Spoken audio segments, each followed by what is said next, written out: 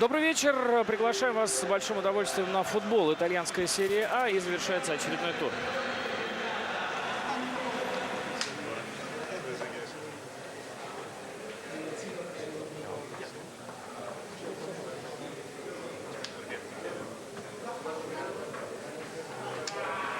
Последними на поле в очередном туре итальянская серия А выходит на стадионе Сан-Сиро миланский Интер и Палермо. С особым интересом эту встречу, полагаю, будут смотреть в Киеве. Совсем немного осталось до ответного матча четвертого тура Лиги Чемпионов.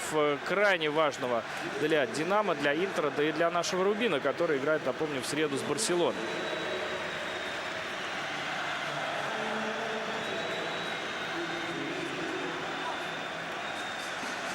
Так получилось, что вновь Ювентус и Интер сыграли в разные дни. Мауриньо, вы, наверное, помните, мы об этом вам рассказывали, уже жаловался по этому поводу и обвинял Федеркальчо, Федерацию футбола и лигу, проводящую соревнования в серии А, обвинял в том, что неграмотно составлен календарь. По мнению Мауриньо, представители Лиги Чемпионов должны быть в равных условиях и играть в один день. Но на сей раз матч Интера вынесли на четверг. Все матчи очередного тура сыграны. И на всякий случай, наверное, имеет смысл сообщить вам результаты, с которыми эти поединки закончились. Но самое главное, это, конечно, феноменальная игра Ювентуса. Абсолютно лучший матч в сезоне. И разгром, который туринцы учинили своему сопернику. Очень хорошей команде генуэзской Сампдории. Тем существеннее выглядит этот результат. Это победа 5-1. С таким счетом разгромил Ювентус Сампдорию. Другие результаты очередного тура. Это 10-й тур серии А. Болонья обыграла Сиену со счетом 2-1. Катания уступила Киеву 1-2. Лацио Кальяри 0-1. Удинезе Рома 2-1. Ливорно Аталанта 1-0. Дженоа Фиорентина 2-1. Наполи Милан 2-2. Парма Бари 2-0. Следующий тур не за горами, уже в ближайшие выходные. Матчи 11-го тура. И Интеру предстоит перед выездом в Киев не самый сложный матч. Матч против команды, которая до последнего времени находилась в самом низу турнирной таблицы. Но, правда, вот в последних двух турах Ливорно сыграл неплохо и набрал 6 очков из 6 возможных, не пропустив, кстати, в свои ворота ни одного мяча. Ну, в общем, Интер в любом случае ждет выезд. Так, с прицелом на киевское «Динамо». Календарь у миланцев очень-очень непростой. Напомню, что в выходные Интер играл с Катанией, добился довольно легкой победы. Правда, счет скромный 2-1, но преимущество Интера не вызывало никаких сомнений. Сегодня предстоит более интересная игра. Палермо команда амбициозная, которую возглавляет амбициозный молодой тренер Вальтер Дзенга, которого очень тепло поприветствовали трибуны, когда Вальтер первым вышел из-под трибунного помещения. О Дзенге в Интере и в Милане, конечно, сохранились очень хорошие воспоминания. И более того, был баннер на курве, где сидят фанаты Интера, налево от нас с вами трибуне. Вальтер, ты для нас всегда был и будешь номер один. Ну, действительно, выдающийся итальянский голкипер. Вот он, Вальтер Дзенга, герой Милана. И в сердцах болельщиков Интера, конечно же, его игра оставила самые теплые воспоминания навсегда и надолго. Поэтому нельзя сказать, что у этого матча какая-то негативная подоплека. Здесь, наоборот, гостевую команду на сей раз встретили ее представители, тренера Вальтера Дзенгу, встретили трибуна Сан-Сиро очень и очень тепло. Что касается погоды, то не так тепло. Все-таки поздний вечер. Сегодня матч по итальянскому времени в 9 часов начинается. Так что париться от жары футболистам обеих команд не придется. Самуэль Этуо в стартовом составе Интера. Были вопросы по поводу его участия или неучастия в сегодняшнем поединке, но Жозе Мауриньо решил все-таки поставить его в состав и не давать лишнего отдыха. Хотя не сомневаюсь, что к ротации состава все равно придется наставнику Интера прибегнуть, поскольку вряд ли за неделю можно сыграть 3 важных матча, совершенно никак не меняя состав.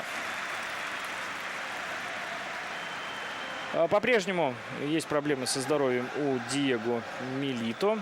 И сегодня он участие в матче не принимает. Состав сейчас подробнее вам, конечно же, назову. Пока просто обращаю внимание на самые главные аспекты и нюансы, на которые имеет смысл внимание это обратить.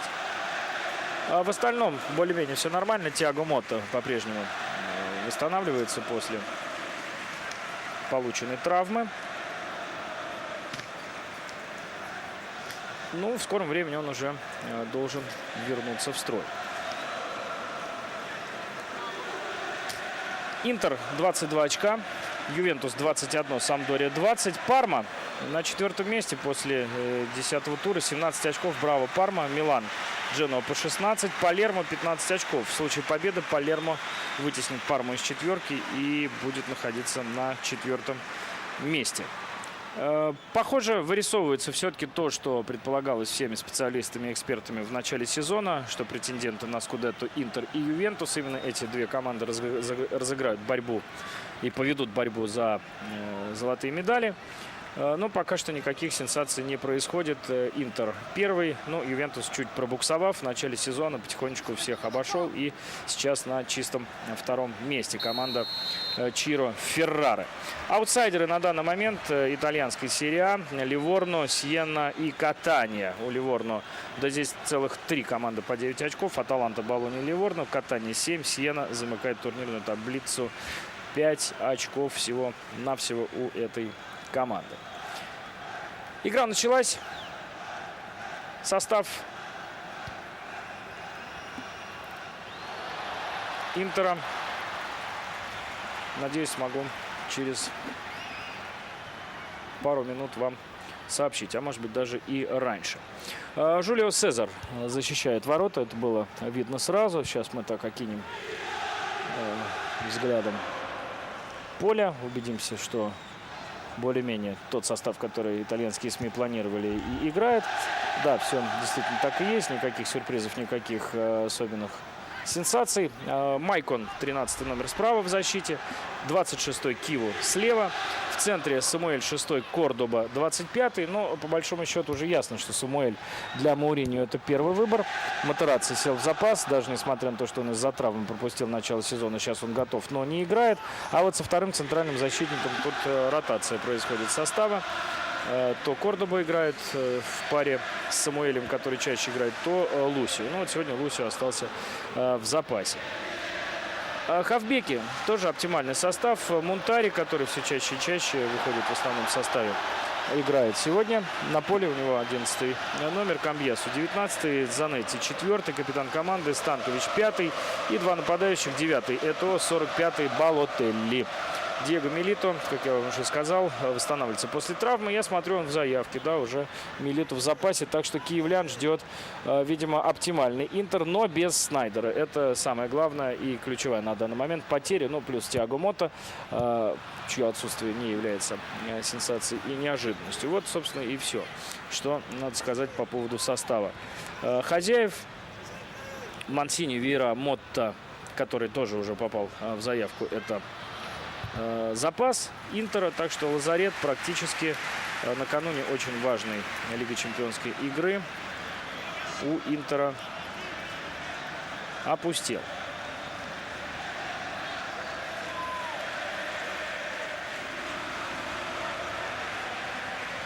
Действительно, я вот смотрю сейчас в официальный список травмированных игроков. Один Снайдер числится среди больных игроков в Интере. Что касается Палермо, то подопечные Вальтера Дзенги имеют целый ряд футболистов, которые не готовы играть. Есть существенные потери. Это Бользаретти, основной защитник, вратарь Рубиньо травмирован, и Ливерани также не может играть. Без них состав следующий выставил вот этот человек, Вальтер Дзенга, на сегодняшнюю игру. Сиригу в воротах, Гоен 3-й, Кьяр 24-й, Мильячо 8-й, Кассани 16-й, Симплисио 30-й, Брешано 23-й, Меллинта 21-й, 6-й Пасторе, 7-й Кавани, 10-й Микколи. Тальявенто, главный арбитр сегодняшнего матча. Счет 0-0 и Палермо в атаке. Длинная передача направо. Дают здесь принять мяч в штрафной площади. Удар по воротам. Полагаю, что это Симплисио, который обладает очень хорошим ударом. Так и есть. Наносит этот самый удар из-за пределов штрафной площади. Неплохая атака. Но с Палермо, я полагаю, вы знакомы достаточно неплохо. Игроков должны знать. На всякий случай обращу внимание тех, кто, может быть, не внимательно следит за нашими обзорами и за турниром в серии А. Симплисио очень известный футболист, который в серии А выступает давным-давно. Большую часть сезонов провел он за Парму, но сейчас является ключевым полузащитником Палермо. А так, конечно, надо выделить двух нападающих. Фабрицио Микколи, безусловного лидера и капитана Палермо, а также очень интересного уругвайца Кавани, который такой типичный латиноамериканец, худощавый, длинноволосый, длинноногий. Хорошо играет головой, техничный, немного такой пижонистый, вальяжный футболист. Маечка обязательно выпущена. Ну вот он как раз в центральном круге. Номер 7 Кавани. Но футболист неплохой и играет в этом сезоне хорошо. По крайней мере, если целиком матчи Палермо не смотреть, а довольствоваться фрагментами в обзоре тура, Кавани там, как правило, фигурирует довольно часто. Киву с мячом, пока невысокий темп игры. 5-я минута. Палермо предпочитает играть на контратаках, что называется, вторым номером. Майкон с мячом. И Интер потихонечку перебрался на чужую половину поля. А Самуэль Этуо. Против него Мильячо. И Мильячо попытался сохранить мяч в поле. Дальше уже этим занимается Майкон и Мелинте. Все это заканчивается аутом. Майкон будет бросать мяч из-за боковой линии.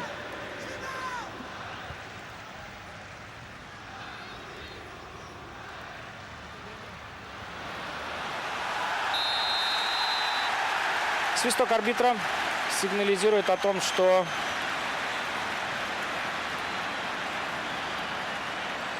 пенальти назначен, похоже. Ну-ка смотрим. Балотелли сбит. Вдвоем здесь атаковали его соперники. Ну-ка еще раз давайте посмотрим. Да, получил он по ногам. Неловко сыграли в защите сицилийцы. И Интер уже на первых минутах получает возможность открыть счет. И, похоже, товарищи по команде дадут возможность пробить этот пенальти Балотелли, который пенальти заработал. Или Самуэль Этуо. Переговариваются два темнокожих форварда миланского Интера. Милиту и Этуо, мы обращали с вами на это внимание, уступали друг другу право пробития пенальти. Вон, видите, там кто-то побежал, капитан команды. Смешно. Про Балотелли сейчас вам расскажу. Этуо у мяча. Сейчас самая обсуждаемая личность в итальянском футболе Марио Балотелли. Самуэль Этуо должен открыть счет в матче. 1-0. Интер впереди. Уже на 7-й минуте забит гол. Давайте посмотрим, побежит ли Балотелли поздравлять Самуэля. Ну-ка, где? Буйный Марио. Не, надулся. Обиделся. И грубо сейчас нецензурным словом отреагировал на попытку товарища его успокоить. Забавный молодой человек. Специально прямо сейчас я эту историю заготовил на потом. Но видите, она нам понадобится пораньше. По его поводу комментарий давал Жозе Мауриньо. Ну, потому что все-таки пожали друг другу руки, но молодцы. Все-таки Балотелли фигура очень обсуждаемая в Италии. И частенько по его поводу задают Мауриньо вопросы. Сейчас давайте досмотрим эту атаку Интера, который, забив быстрый гол, воодушевился. Вот Балотелли получает мяч, но теперь товарищи должны ему помочь отличиться. Ну и Самуэль Этуо должен отблагодарить Балотелли за заработанный пенальти. Не поделиться с ним голевой передачей.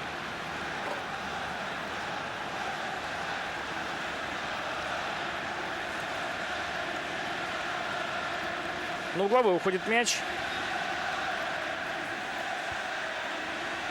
Решили разыграть Майкон и Мунтари. Майкон очень высокая подача. Мяч улетает за пределы поля.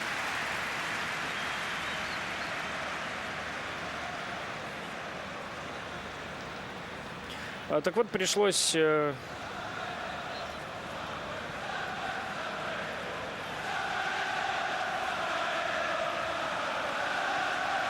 комментировать очередной вопрос журналистов по поводу Балотелли, по поводу его поведения. А Балотелли такой вполне молодой человек, таблоидный, тусовочный. И, в общем, пресса любит обсуждать автомобили Балотелли. У него моднейший Феррари, на котором Балотелли периодически гоняет, попадает в какие-нибудь истории. Так вот, Муриньо очень любопытно на эти вопросы отреагировал на вчерашней пресс-конференции.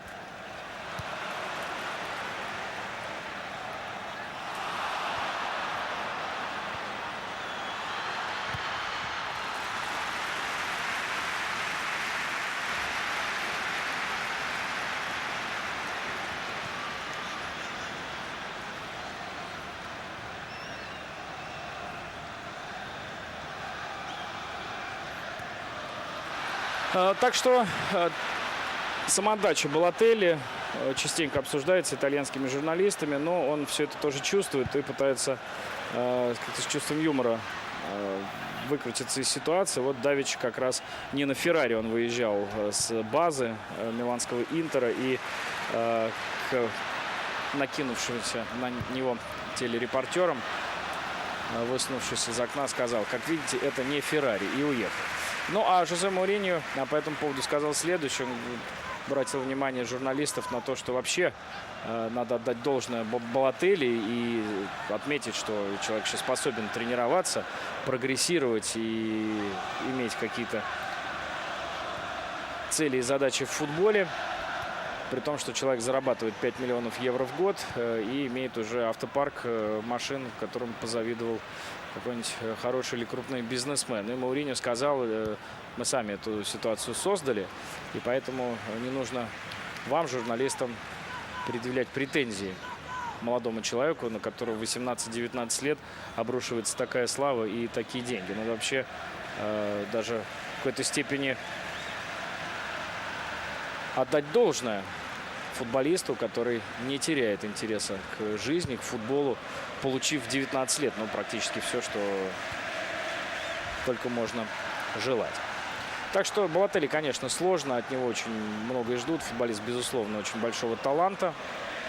Ну и поскольку он местный человек, итальянский, ну, вот такой матч сегодня, что Кристиан Киву позволяет себе на 12-й минуте валить дурака.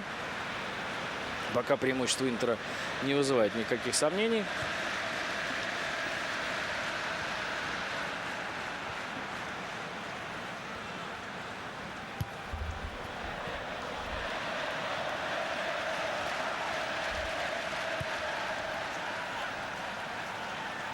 Но счет уже открыт, тем не менее, Палермо команда приличная. И мы с вами видели матчи, домашние матчи Интера, в которых команда Муриньо имела определенные проблемы. Проблема с концентрацией у этой команды, безусловно, присутствует. И провести все 90 минут собрано Интеру удается далеко не всегда.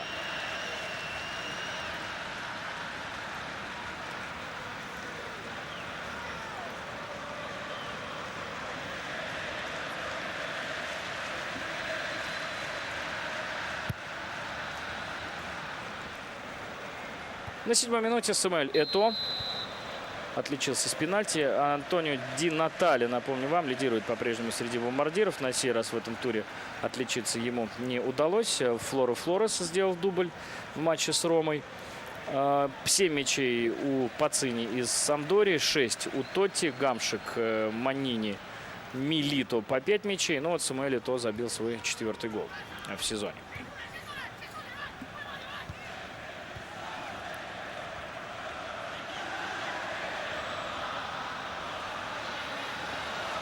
Миколи и Кавани по 3 мяча записали на свой счет в стартовых 9 турах чемпионата.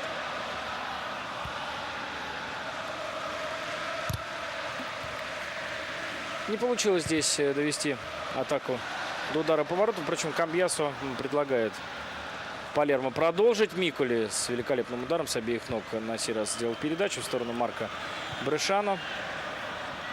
И австралиец вряд ли бил по воротам. Скорее всего, это была скидка на кого-то из партнеров. Но да, адреса эта передача не дошла.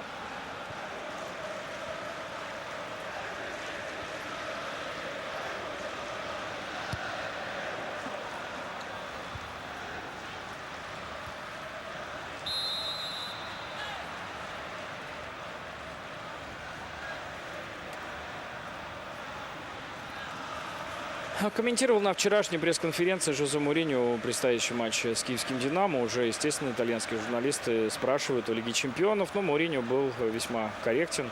Сказал, что группа очень ровная и все 4 команды имеют хорошие шансы на продолжение борьбы. То есть, как вы видите, никаких шапкозакидательских отношений нет в помине.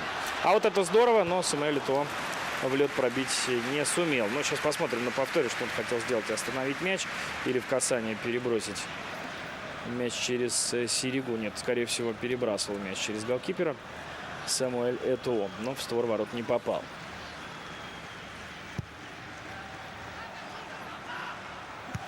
Ну и по поводу Ливерпуля, наверное, болельщиков Интера это интересует. Комментарий Моуриньо дал. Сказал, что никакого Ливерпуля и Моуриньо в Ливерпуле быть не может. Просил больше об этом не заговаривать.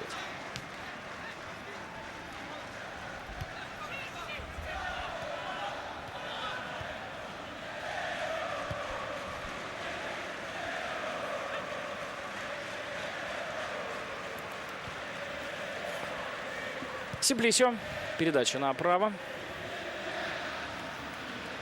Пока несложная игра для обороны Интера и вратаря Жулио Сезара. По его воротам, в створ, вернее, ворот, пока опасных ударов не было. Хотя Палермо, в общем, так до ворот чужих доходит и что-то там создать пытается.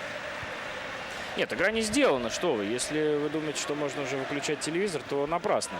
Интер такая команда, что она, видели, вот Киву в этом смысле, мне кажется, символизирует нынешний Интер. На 12-й минуте с такой командой, как Палермо, встать на карачки и сыграть головой мяч, который находится на земле, это, по-моему, чересчур. И мяч у гостей последние минуты. Сейчас упал Кавани, но даже и просить пенальти не стал.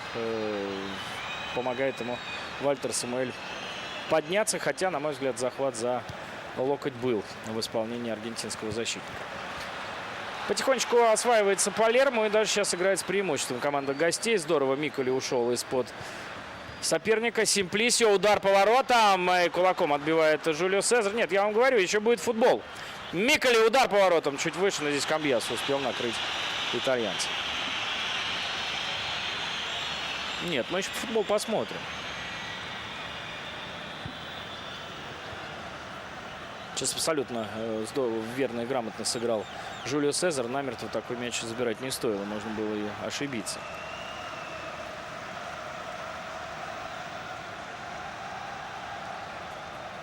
Ну, кстати, по ударам в створ 1-1.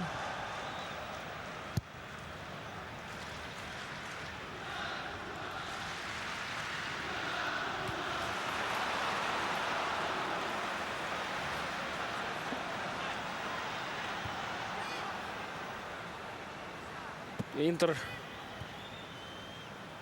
существенно больше владеет мячом, 60 на 40%. Но я думаю, что в последние несколько минут эта ситуация изменилась в пользу гостей. Продолжают они атаковать. Передача в первую линию атаки. Самуэль четко играет на перехвате. Возвращает мяч Жулио Сезару. И вратарь отправляет мяч в сторону Самуэля Этуо.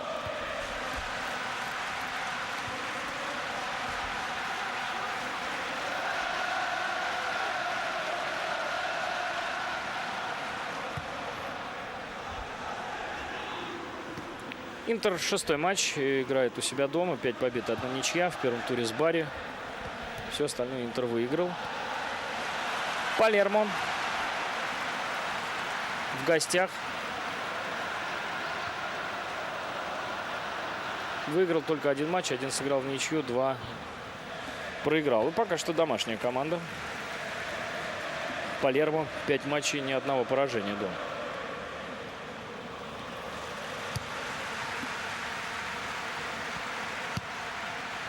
Кавани технично опускает мяч вниз. Не удалось эту атаку развить гостям. Балотелли.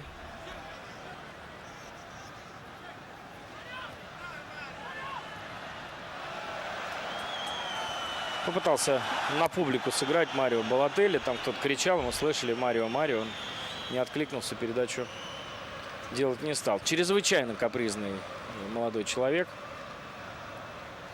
Ну и, собственно, во всей красе предстал перед нами Марио в тот момент, когда отняли у него игрушку, мячик и не дали пробить пенальти.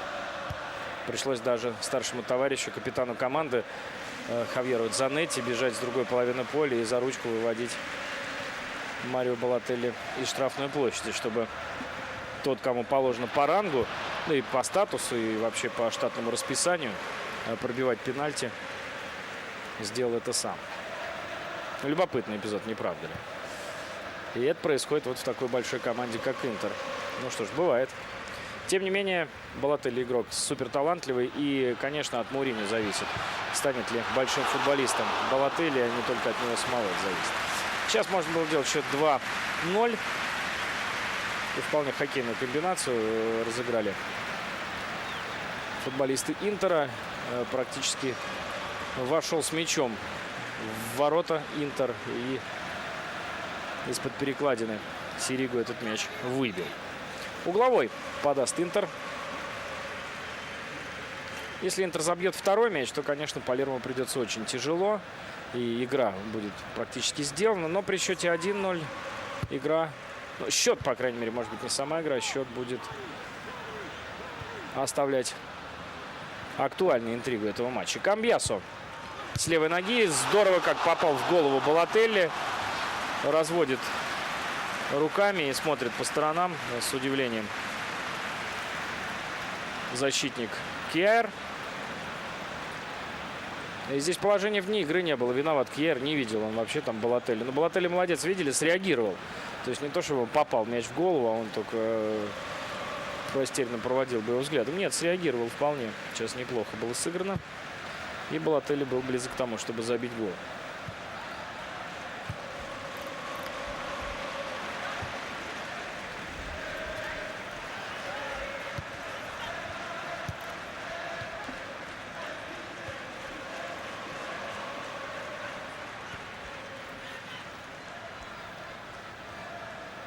Медленно развивается атака сицилийцев. Очень неплохо в штрафную площадь передача.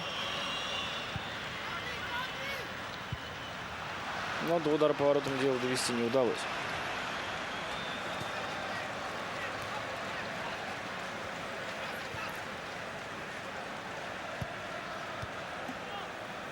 Симплисио. Один из самых опытных игроков в составе довольно молодой команды Палермо. Да не довольно, а просто, скажем так, молодой. Здесь старше 30, что для Италии вообще случай довольно-таки редкий. Очень мало игроков. Ну вот Брешано.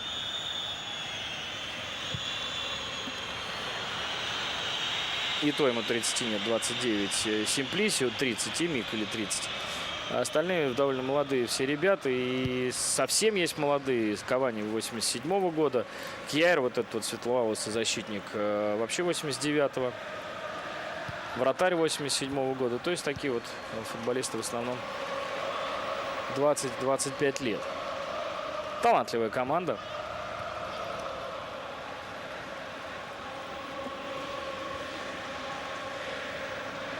У Вальтера Дзенга.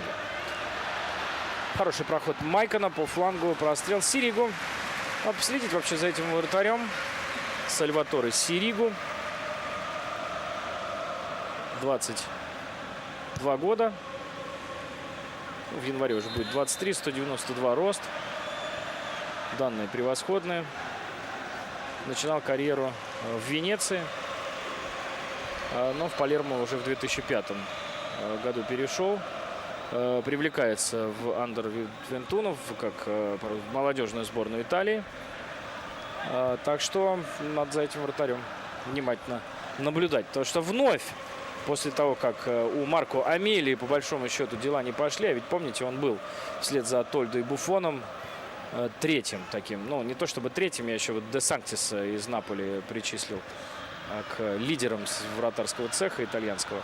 Но, в общем, из молодых вроде как он в какой-то момент стал номером один после того, как Лопателли сломался, после того, как Пелицоли не стал вратарем большим, каким мог бы он быть. Вот теперь, пожалуй, что Сиригу из молодых, из тех, кто довольно регулярно играет в стартовом составе команды Серия А, вот вратарь, за которым нужно наблюдать и видеть в нем теперь его, наверное, в качестве преемника Буффона. Ведь рано или поздно карьера и этого великого вратаря будет завершаться. Любопытно, потому что от Амелии, я думаю, все ждали гораздо большего. Нет, он неплохой вратарь, но как-то остановился в росте после пары очень ярких сезонов. Играет стабильно, неплохо, но не более того. Балотелли сейчас здорово. И 3 в 3 атака Интера. Не пожадничал. Балотелли делал неплохую передачу на Самуэля Этоо, но, может быть, немножко не рассчитал Марио с этим пасом. Получилось, что он в спину сделал передачу Этоо. Возможно, Этоо стоило притормозить.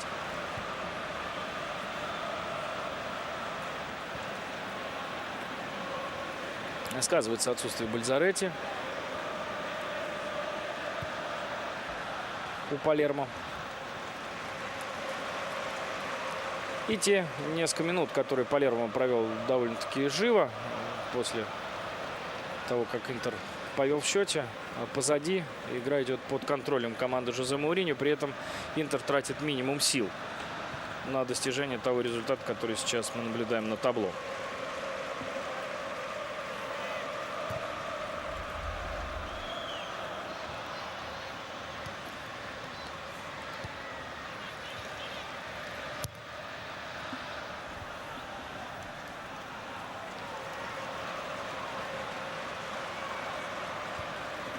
Палермо в атаке. В предыдущем туре Палермо на своем поле обыграл Удинезе со счетом 1-0.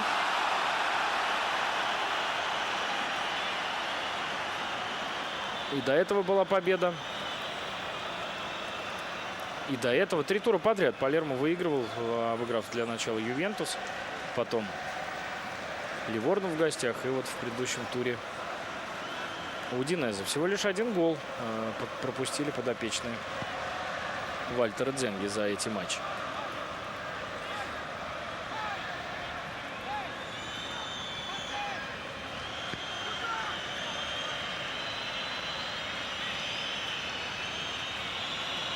Не совсем здоровым вышел на этот матч Фабрицио Микколи. Но все равно он остается одним из самых ярких игроков в составе своей команды. И если штрафной, то это Фабрицио Микколи наверняка.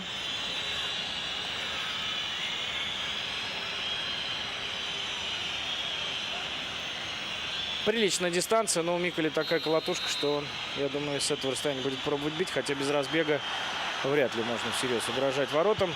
Вот какой мощный удар и неприятный. Видели, как разбегался Микколи, просеменил, из 2 шагов нанес очень приличный удар в угол. Обводящий удар, очень неприятный для вратаря. Под самую штангу, конечно, красавец Микколи, штрафные здорово выполняет.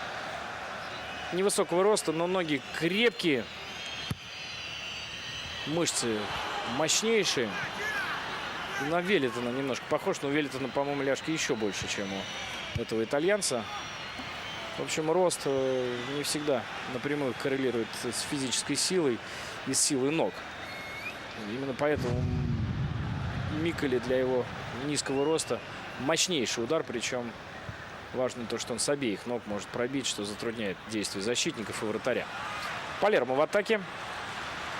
Не сумели отобрать мяч.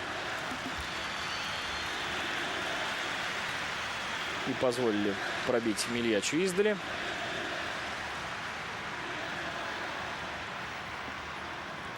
Не точно.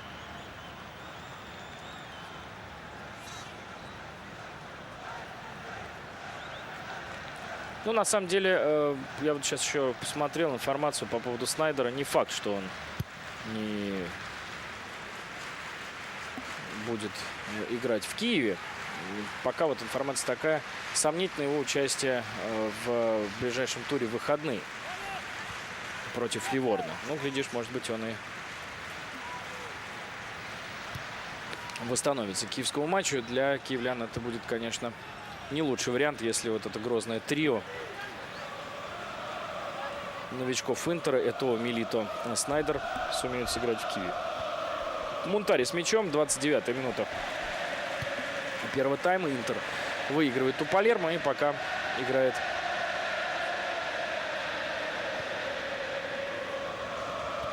с большим, я бы сказал так, запасом.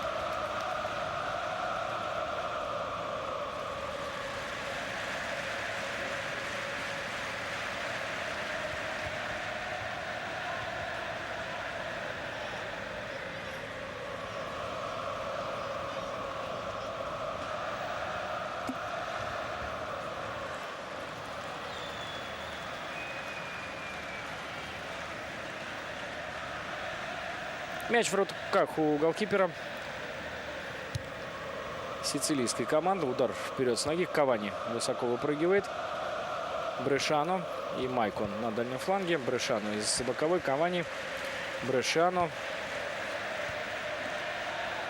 Один из самых высоких игроков на поле. Гоян. Центральный защитник. Я ошибаюсь сейчас. Гости в 3-3. Опять атака. Балотелли не жадничает. Этоо должен пробить. Здорово вратарь сыграл. Ой, здорово. Скажете, перед собой отбил? Нет. Он отбил идеальным образом. С таким расчетом, что, мне кажется, он именно это и хотел сделать, что подберет мяч защитник. Так и получилось. Хороший голкипер. Интересный. Я так за ним особенно пристально не наблюдал. Но как Палермо в целиковом матче не доставался еще.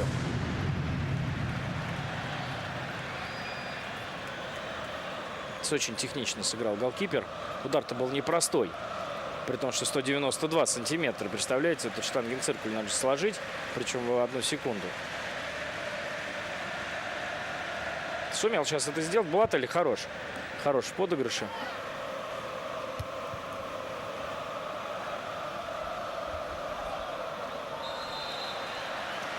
Он из Дженуа прекрасный матч провел. И сегодня хорошо играет. Пенальти уже заработал.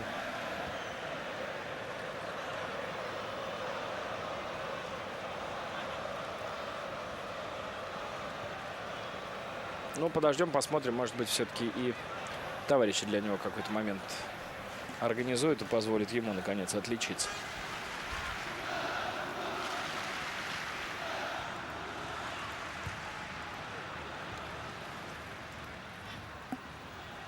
Камьясо, Балотелли, Киву, Мунтари.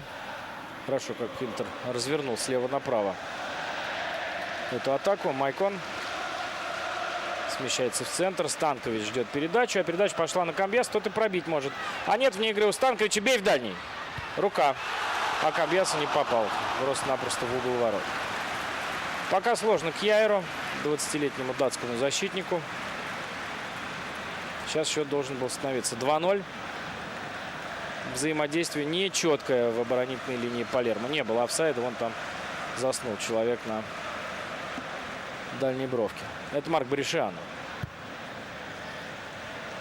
Зарапортовался, не его дело было играть линию последним.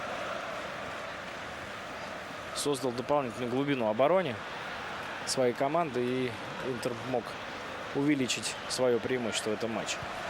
Станкович с мячом. Конечно, гораздо глубже играет, чем Снайдер.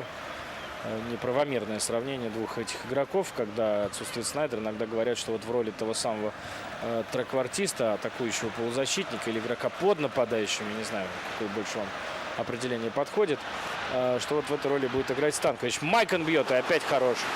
Сиригу. Сальваторе Сиригу пока самая яркая личность в составе Палермо. Но очень нравится, как он складывается, не правда ли? На сложные удары, резкие такие удары реагирует. Но Вальтер Дзенга, ведь вот о чем мы должны еще помнить. анализируя перспективы вратаря команды, которую тренирует один из блистательнейших вратарей в современной итальянской истории. Хорош Сиригу, нравится, как он играет. Удивительно пластичный для своего гигантского роста. Угловой тем временем подает Интер. Подача 2-0. Здесь никакой Сиригу помочь не мог. И Балотелли отличился, по-моему. Ну, кто будет его обнимать в первую очередь? Ну, все вместе. Балотелли. Я не удивлюсь, если Балотелли будет играть в Лиге чемпионов против киевского «Динамо». Так что Валерию Георгиевичу придется поломать голову над тем, какой будет состав и против кого готовить свою защиту. Не факт, что будет играть Милито, а не Балотелли. Уж очень в порядке итальянец. Из борьбы сейчас пробил. Там и кулаком ему метили в лоб. Ну, хороша была подача Майкона. Мне понравилось, как Миодраг Божевич, будучи тут у нас в гостях на одной программе, сказал о том, что вовсе не я, говорит, виноват в хорошем смысле в том, что у нас у команды ФК Москва так здорово со стандартами. Просто Самедов подает так изумительно, что после его подач грех не забивать. Вот мне кажется, что здесь тот же случай. Вроде как можно задаться вопросом, что же защитники-то делали, как же они там проспали, позицию проиграли. Но сейчас, мне кажется, надо отметить великолепную подачу бразильца с фланга. На идеальной высоте, на идеальной скорости летел мяч. Балотелли осталось только на него грамотным образом среагировать. Умница Балотелли. Хороший демонстрирует футбол. Ну, что поделаешь. Действительно, здесь можно Мауриньо в каком-то смысле поддержать. Не Марио Балотелли придумал эту жизнь. И не Марио Балотелли платит себе 5 миллионов евро и покупает себе он, конечно, Феррари сам. Хотя, на самом деле, он на ней редко на публике появляется. Но это часть вот этой жизни.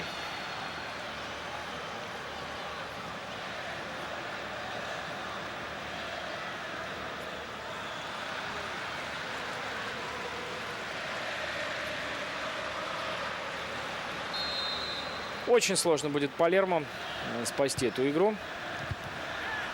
Хотя, если вот сейчас забить... Нет, там прозвучал свисток. Технично отправляется мяч в ворота Жюлио Сезара. Но это было сильно после свистка.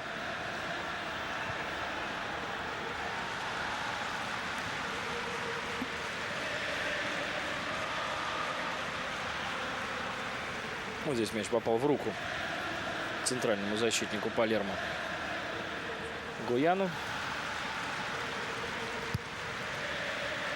И прозвучал свисток судьи.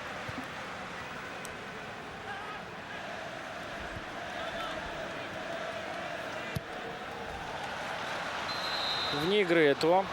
После передачи Мунтари извиняется Этуа за то, что напрыгнул на Сальваторе Сиригу.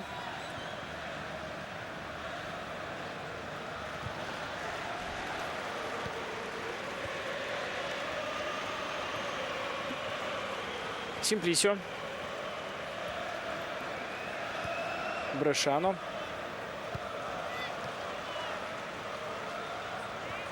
Кавани полез сам вперед, но до удара поворотом дела довести не сумели футболисты Палермо.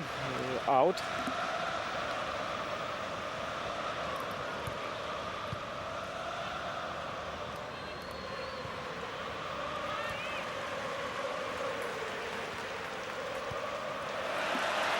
Контратака. Станкович получил по ногам, но атака продолжается. Здесь, пожалуй, слишком изысканный пас и сложный задумал с правого фланга Этуа. Станкович на газоне задел его соперник, и желтая карточка в руках у Таливенто. Это как раз самый высокий игрок на поле, и я так думаю, что выше 194 роста ни у кого нет. Но ничего страшного здесь не было. Станкович мог, в принципе, и перепрыгнуть. Нет, уже не мог перепрыгнуть, потому что он ногу соперника не видел.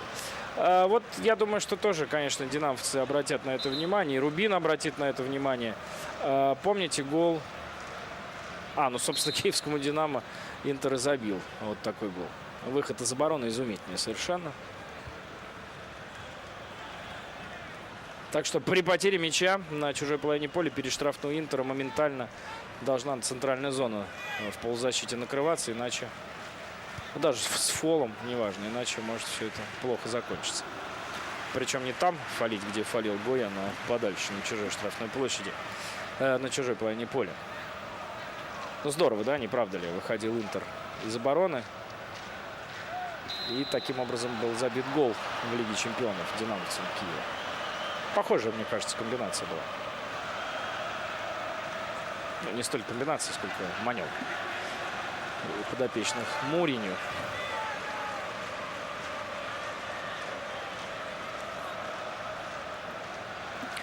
Подходит к концу первый тайм, 39-я минута. Интер пока не испытывает проблем. Фабрицио Миколи подача.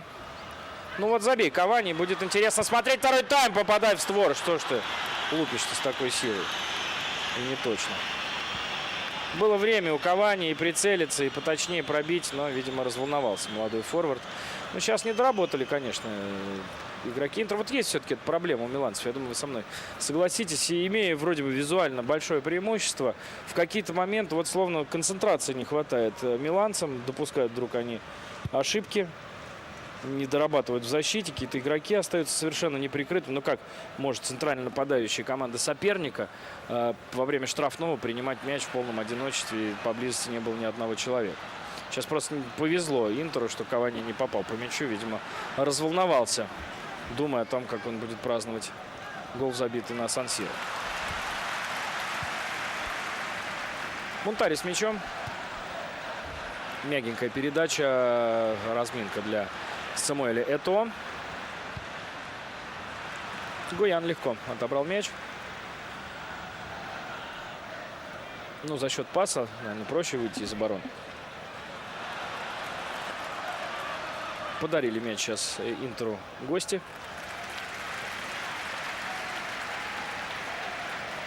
Касанин умудрил. И Жозе Мауриньо Балотелли что-то подсказывает. Вот воспитательная работа тренера происходит по ходу матча. И подсказка неудивительно, что именно Балотелли.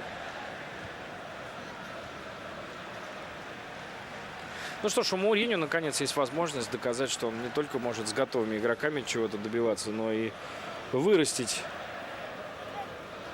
довести до ума, помочь раскрыться таланту, безусловно, очень одаренного игрока. Это редкое сочетание. Темнокожий игрок с европейским воспитанием. Такой очень многообещающий симбиоз. Ментальность европейская, а физика африканская. Именно поэтому к Балотелли в Италии огромное внимание, потому что в нем видят игрока, способного стать в какой-то момент и лидером сборной в том числе. Станкович с мячом. Подача. И Балотелли дубль оформит. На Балотелли записывается гол. 3-0. Разгром. Виноват ли сейчас Сиригу? Не знаю, но счет 3-0. Говорят, счет всегда по игре. Но вообще, если вот не смотреть матч, а только отслеживать в интернете, там, скажем, да, результат просто, наверное, может сложиться превратное впечатление о раскладе сил. Не настолько плохо играет Палермо. Да, сейчас голкипер не виноват. Виноват, конечно, защитник, который ему просто помешал. Либо не услышал подсказку. Но я думаю, что грешить стоит на незнание итальянского языка. Симоном Кьяером, 20 лет молодому человеку. Наверное, не до конца он понимает или слышит, что происходит вокруг. Сейчас мяч был вратарский совершенно. Кьяер ему просто-напросто помешал. Да, Марио Балотелли оформляет дубль. Сейчас имел полное право отобрать гол у Камбьясо. Таким образом, пенальти заработанный, дубль Балотелли. Марио все больше и больше делает для того, чтобы пока что дать возможность Милиту посидеть на лавочке. И вновь Балотелли с мячом. И вновь изумительно играет. 4-0. 4-0. Фантастическая игра Марио Балотелли. В совершенно разогнанном состоянии Палермо. Ну а Мауриньо показывает Вальтеру Дзембе, что тому нужно сделать будет себе инъекцию для того, чтобы погрузиться в глубокий сон и не видеть больше этого, и не помнить того, что происходило на поле стадиона Сан-Сиро в 10-м туре итальянской серии А. 4-0. Хорош был атака. Просто хорош.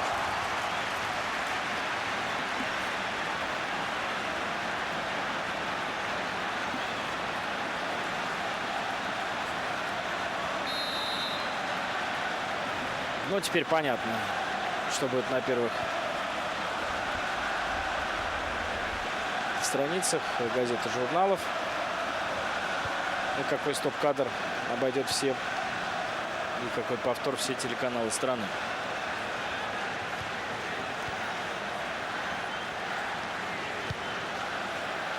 Интересно, понятно, что Интер набирает 3 очка. Но если так Палермо будет дальше играть, что-то непонятное происходит в итальянской серии А. Сампдория горит Ювентусу 1-5, находясь в самом верху турнирной таблицы. Палермо, чей тренер в начале сезона прямым текстом говорит о том, что его команда будет бороться за скудетто, приезжает на первый серьезный выезд и проигрывает 0-4 тайм в одну калитку. Это как-то неправильно, так быть не должно. Что-то в серии А произошло, пока она у нас отсутствовала. Что-то нехорошее. Ну, впрочем, всем известно, что там произошло. Борьба за правду, знаете ли, она не всегда приводит к хорошим результатам. Не зря сказано, что благими намерениями известно, куда вымощена дорога. 4-0 после первого тайма. Огромное преимущество Жозе Мауриньо и его команды над Палермо. Блестящий футбол Марио Балотелли. Я думаю, он имеет полное право Феррари с прицепом предъявить публике после этого матча. И никто не посмеет бросить в этот Феррари камень. Посмотрим, сколько еще забьет Интер после перерыва.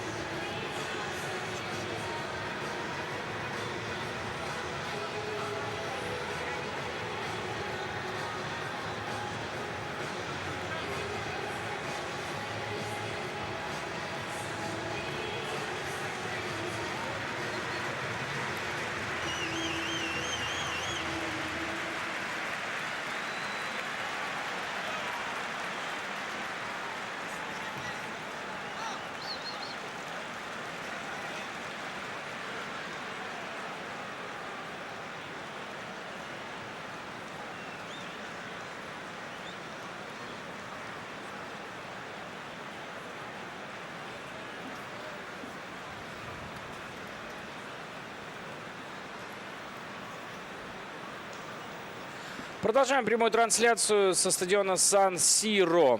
4-0. Такой счет после первого тайма установлен в матче, которым завершается 10-й тур итальянской серии А. Миланский Интер, соперник казанского Рубина и киевского Динамо. Вот с таким вот счетом громит Палермо. Тут что-то с заменами происходит. Кристиан Кивус, Антон. И почему-то Балотелли до сих пор не на поле. Пока что главный герой первого тайма. Голевая передача, заработанный пенальти. Дубль Марио Балотелли сегодня, безусловно, герой дня. Он был одним из героев до начала матча, поскольку именно по его поводу было интервью, комментарий Жозе Мауриньо. Но Балотелли на критику, ну это не критика, а заступился за него даже. Критика со стороны, определенно со стороны журналистов, что, дескать, футболисты типа Балотелли думают только о Феррари и совершенно не думают о футболе. Нет, Марио думает и о футболе. Во всех 4 мячах принял он участие. Но, может быть, что-то с рукой у него, или это у кого? У него. Вальтер Дзенга и его команда провалили первый тайм. Безобразная игра в обороне. Мы отметили игру голкипера Сиригу. И я от своих слов не отказываюсь. Мне кажется, что в пропущенных мячах вратарь совершенно не виноват. Но при такой игре в обороне и в полузащите отдавать одного вратаря на растязание всей атаки Интера. Отметим, кстати, что нападающие вновь у Интера играют здорово. В любом сочетании, как правило, очень результативно. Это сегодня 2 забил, Балотелли 2, Милито, когда играет, тоже играет результативно. Жулио Сезар, 12 номер, Майкон, 13, Кордоба, 25, Самуэль, 6, 39, Сантон, 4 Занетти, 19 Камбьяссо, 11 Мунтари, 5 Станкович, 9 Это, 45 Балотелли. Это состав Интера, и уже сделана одна замена. Игра, в общем-то, уже тоже сделано. Осталось только конечный счет узнать и выяснить, не оформит ли Балотелли, например, хет-трик. Сиригу в воротах, Гоян 3, Кьяер 24, Мильячо 8, Касани 16, Симплисио 30, Брешано 23, Мелинте 21, Пасторе 6, Кавани 7, Миколи 10. Это состав Палермо. И Вальтер Дзенга, главный тренер команды гостей. В атаке вроде Палермо выглядел неплохо, но в обороне это какой-то ужас, при том, что я бы не сказал, что Интер какой-то шквал атак на ворота Палермо обрушил. Просто все свои моменты, практически все моменты Интер реализовал. Это раз. Ну а два, настолько безропотно встречали атаки соперника сицилийцы, что просто удивительно. Чуть ли не в ворота с мячом заходили футболисты Интера. Талевенто арбитр. Ничего сложного у него в первом тайме не было. Назначил он пенальти, по-моему, по поводу которого спорить не о чем. Против Балотелли. А Самуэль Это показывает, что нужна помощь Марио Балотелли. Занетти к нему подходит, и должна выйти медицинская бригада. Давайте я вам расскажу о Балотелли, поскольку история этого игрока вообще замечательная, но и, судя по всему, замечательная карьера ждет этого игрока. Ну, поскольку он сегодня герой матча, и как раз он сейчас в центре внимания, несколько слов, ну, может быть, болельщики Интера и все и так знают, но, пользуясь случаем, давайте, может, какие-то нюансы, которых вы не в курсе, я вам расскажу. Балотелли вообще по происхождению ганец, его родители ганцы, а замечательно то, что он родился в Палермо. То есть сегодня против команды своего родного города играет Марио. Вообще его по рождению фамилия Барвуа. И, видимо, Балотелли покидает поле. Что-то у него случилось с лицом. Но в любом случае тайм провел Марио замечательно и провожает его аплодисментами. И Абель Эрнандес, да, я прошу прощения, упустил. Замена была в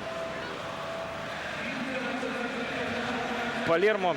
90 номер Эрнандес вместо Мелинте. А у Интера вышел Марио. Марио вышел с поля, а вместо него появился Диего Милито. Вот тот самый выбор, который, мне кажется, предстоит сделать. А вот сейчас счет станет 4-1. Это Фабрицио Миколис забил свой мяч. Ну, увлекательный футбол вполне. Я думаю, что мы голы с вами по такой веселухе еще увидим сегодняшний матч. Но это Интер в своем репертуаре. Мы же видели с вами, что и в первом тайме Интер давал принимать мячи сопернику в своей штрафной площади и создавать момент. Сейчас молодец Фабрицио. Конечно, ноги у него, как у слона, здоровенные. Сейчас не позволил Ивану Кордобе отпихнуть себя от мяча. Он какие здоровенные мышцы Фабрицио Миколи. И крепыш Фабрицио вбежал в штрафную площадь. 4-1, гол престижа Палермо на чужом поле забил. Так вот, все-таки про Балотелли. С поля он ушел, но раз уж я начал о нем рассказывать, так давайте доскажу. Короче говоря, он ганец. Родители иммигранты, само собой разумеется, и иммигранты совсем бедные. У них не было возможности воспитывать ребенка. Они его бросили. Оставили в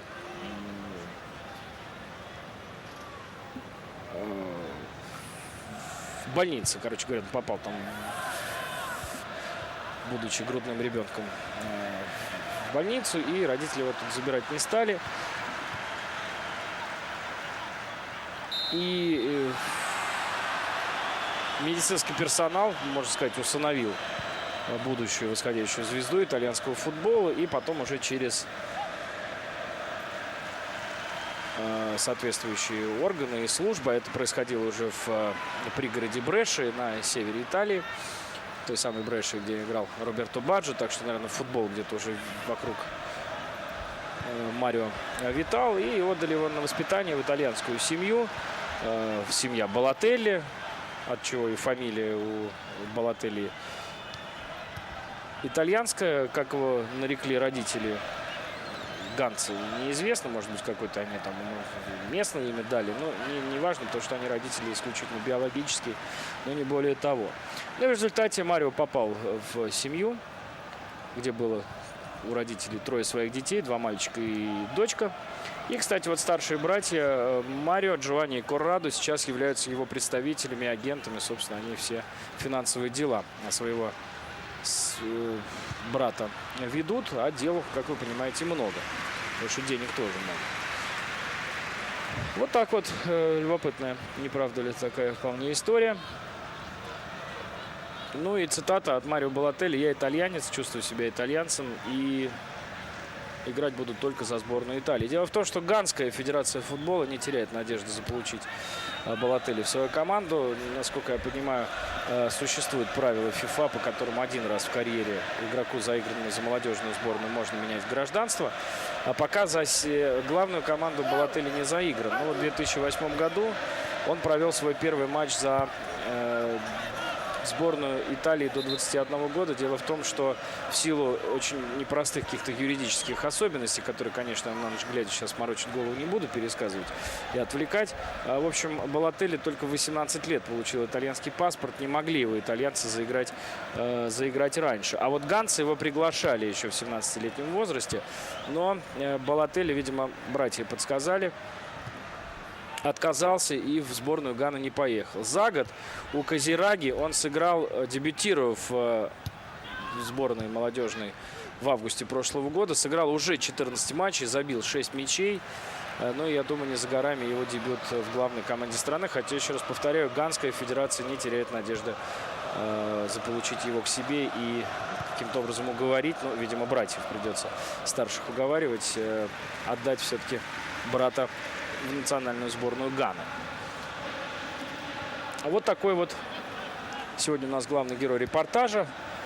Но он, по-моему, приложил достаточно усилий для того, чтобы этим героем стать, забив 2 мяча, заработав пенальти для Самуэля Этуо, обидевший словно ребенок, у которого отняли игру. Но на самом деле, вы знаете, вот после того, как эту историю я вам пересказал и сам себе ее напомнил, мне кажется, вообще вот шутить по поводу каких-то, может быть, где-то ребяческих действий Балотелли не совсем правильно. Но представляете, что такое быть черным мальчиком в европейской стране, да еще без родителей, в приемной семье. Я думаю, на самом деле Жозе абсолютно прав, Мауриньо. Особенно такому парню очень многое простительно. Дай бог ему здоровья и карьера замечательная, футбольная. Чтобы могло из него получиться, не сложись жизнь так, как она сложилась для него. Играет сейчас за миланский Интер, за знаменитый клуб, футбол.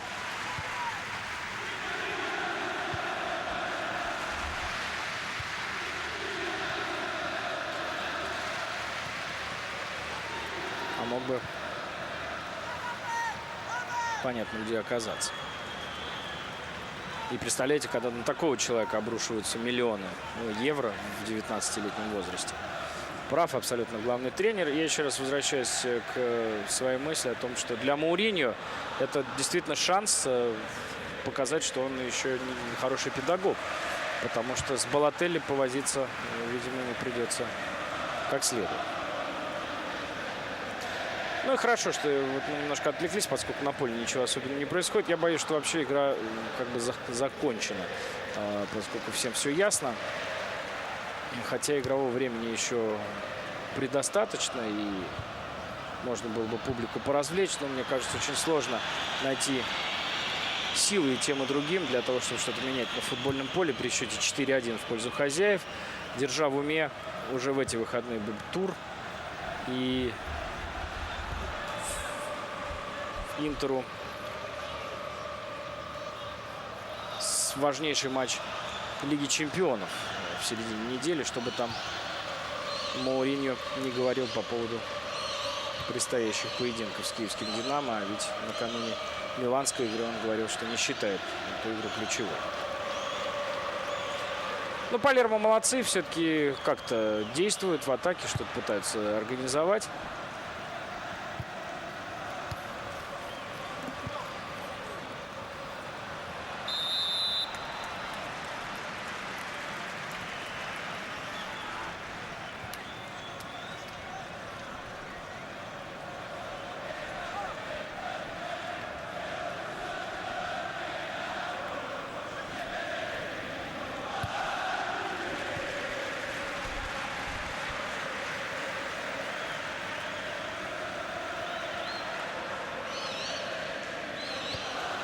Интер с мячом.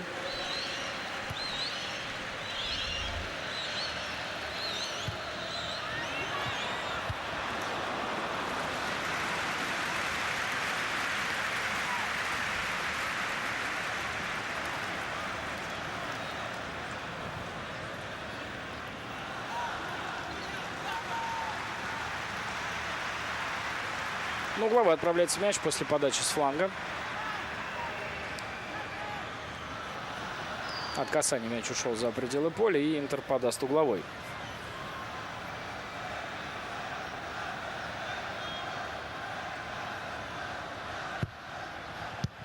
Легко справляется с этой подачей Палермо, но выйти из обороны не получилось. Ошибается Сантон. И пас на свободное пространство. Эрнандес. Еще один уругваец, гораздо моложе Кавани, на 3 года моложе.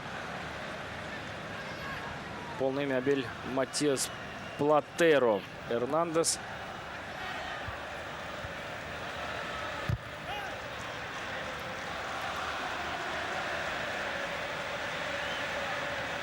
Воспитанник монтевидеевского Пеньяроли.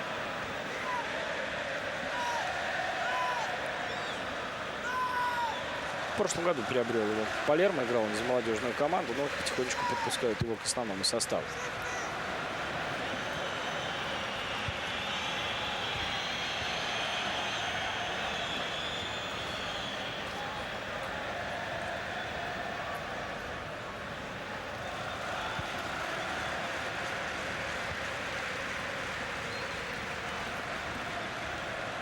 Самуэль как-то очень уверенно заиграл он в этом сезоне. Вообще всегда казалось, что Самуэль для тренеров Интера такая очень хорошая, удобная затычка. В случае, если кто-то там получил травму, заболел, всегда можно обратиться к его помощи. Но вот в нынешнем составе Интера Самуэль превратился фактически в ключевого защитника.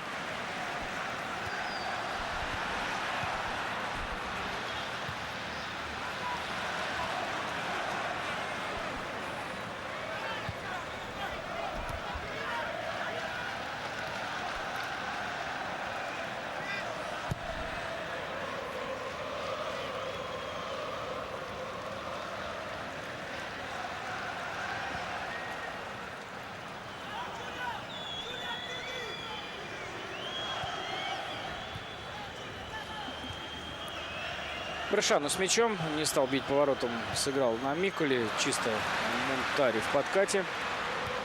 Отбирает мяч. Ето и Милито пока не видны в атаке. Балотелли поярче выглядел.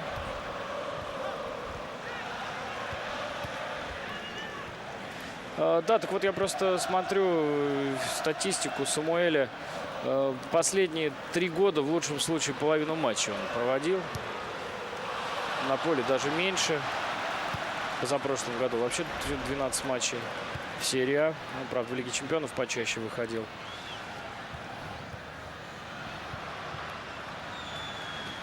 В Роме, да, был игрок основного состава, но в Интере только сейчас, похоже, стал игроком, ключевым игроком основы. Станкович имеет возможность сыграть налево, что он и делает. Сантон подхватывает мяч. Ну вот еще один талант. Но, правда, в отличие от Балотелли, с Антоном абсолютно нет никаких проблем у Мауриньо с точки зрения его поведения за пределами поля. Абсолютно не такой гламурный персонаж, как Балотелли. Давиде Сантон. Зато Давиде еще даже более молодой человек. Полных лет ему на данный момент 18. Да, 19 исполнится в январе. Майкон тем временем с мячом. Давненько Интер не беспокоил Сиригу, голкипера Палермо.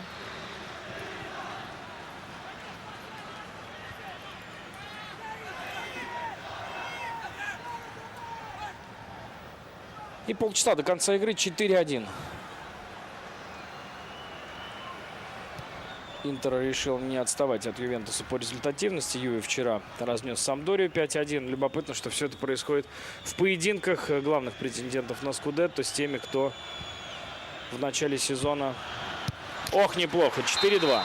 Ну, я же говорю, мы голы еще увидим. И Эрнандес записывает гол на свой счет. Для него это, конечно, событие. Забить на Сан-Сиро. 4-2. Но если Интер будет дальше спать в защите... Самый загадочный футболист Интера, не устаю этого повторять, Сали Мунтари.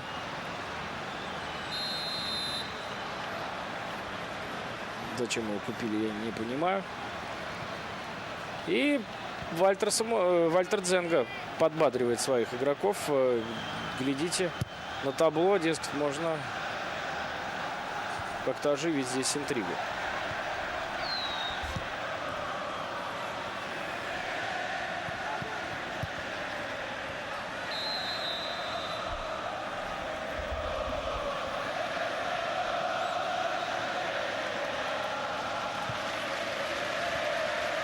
Первый гол Эрнандеса за взрослую команду, с чем его можно и поздравить. И происходит это на знаменитом стадионе Сан-Сиро. И продолжает атаковать Палермо. Брешано. Очень неудачная передача в сторону Эрнандеса. Продолжается атака гостей.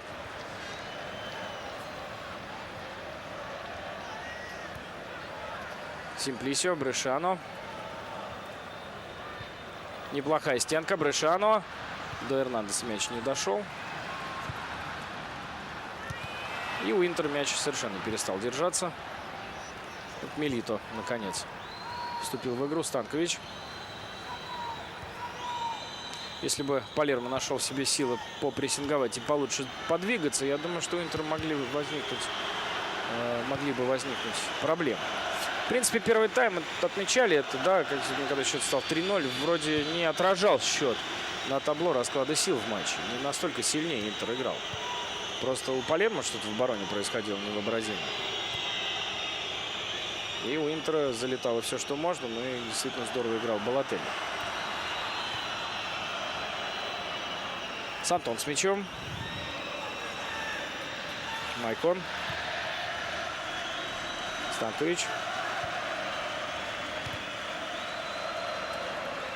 Камбьясо.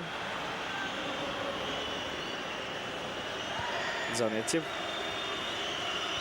Мунтари.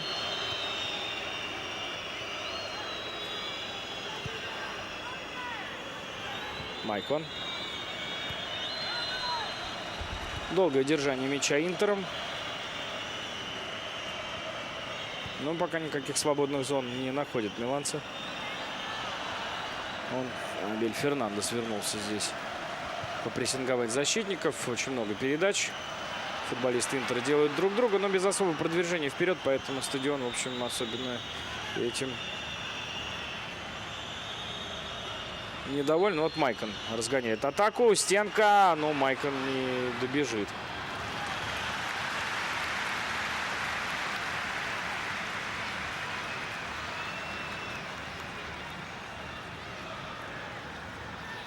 Дзенга активно включился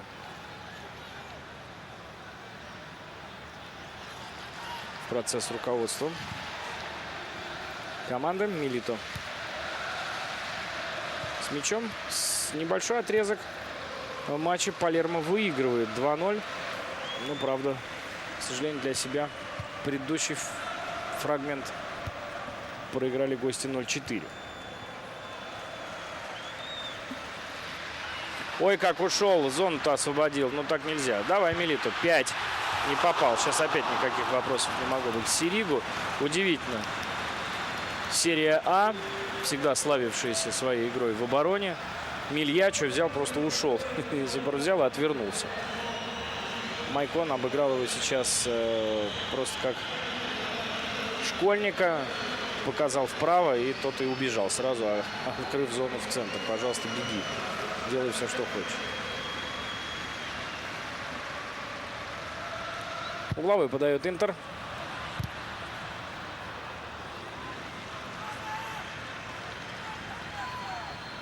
Самуэль бил поворотом. Сиригу на месте. И некому ввести быстрый мяч в игру.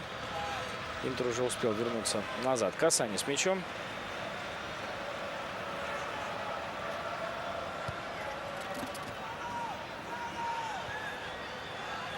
Брешано. Нет, это Мильячо.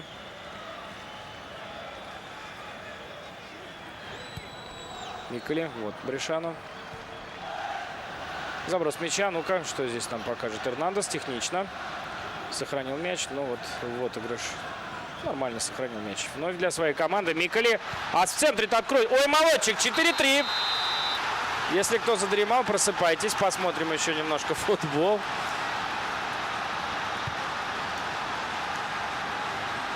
Да, вот такая серия А нынче. Проходной двор в защите. Что там, что в другую сторону. 7 мячей, 67 минут сыграно.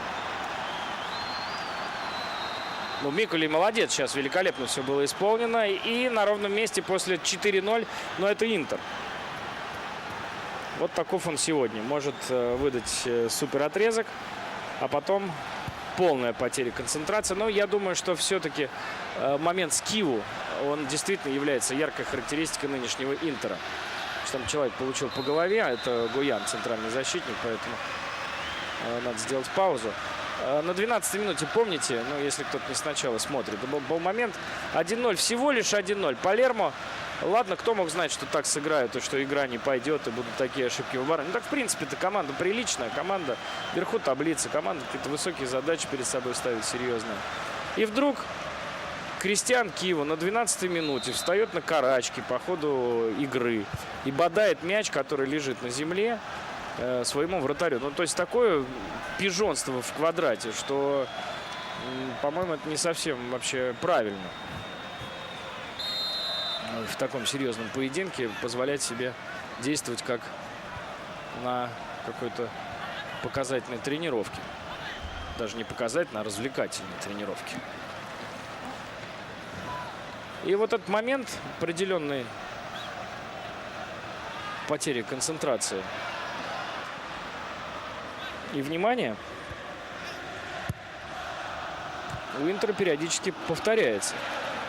И в результате Палермо, особенно там не атакуя и тоже не создавая массы моментов, ставит вопрос о победителе этого матча под вопрос. 4-3.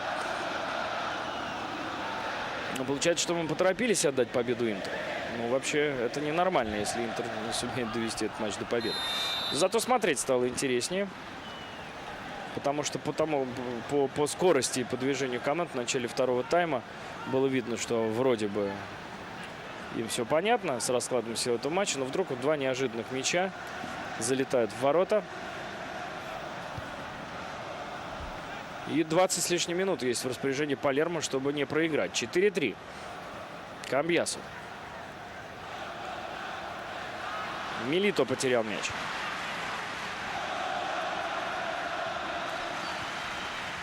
Совсем пропал Самуэль Этуо. Давно не получал мяч, вот только здесь.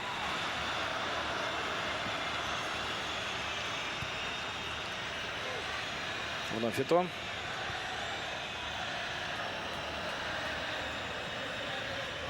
Майкон. Подача. Экстремальный центр обороны у Палермо. Гоян Кьяер.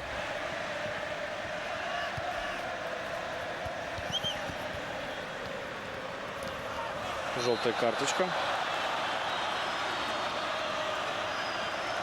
Нет, не стал Эрнандеса наказывать судья, хотя на крупном плане был откровенный удар по ногам.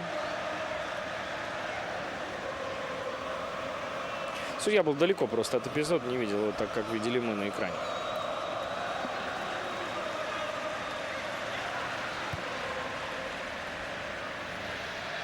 Этоо. Не с кем сыграть в пас. Этоо сам входит в штрафную, бьет в ближний. Не точно. Еще что-то с ногой у Самуэля случилось. Но он не до конца вышел здоровый на этот матч.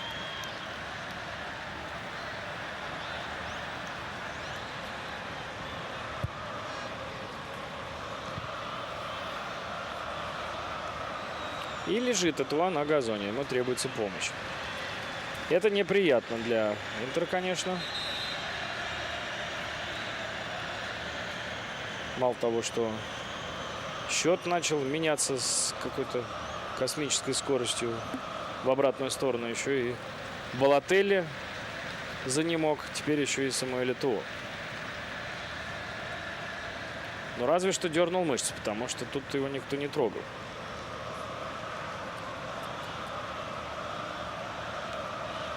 Ну и Этоо явно чувствует себя не очень хорошо. Ну, намекают нам на то, что Фабрицио Микули был в правильном или в правильном положении, предлагают нам подумать. Но, по-моему, все было в порядке. С атакой и хромая Самуэль Этоо покидает поле. Дернул, повредил мышцу, скорее всего, нападающий Интер. Ну что ж, тем более у Вальтера Самуэля, безусловно, есть шанс. А вот у Вальтера Дзенги тоже есть шансы, потому что Этоо, хромая, покидает поле. У Интера остается одна замена. Есть Арнаутович в запасе. А, нет, его не заявили. Ну, Мансини есть.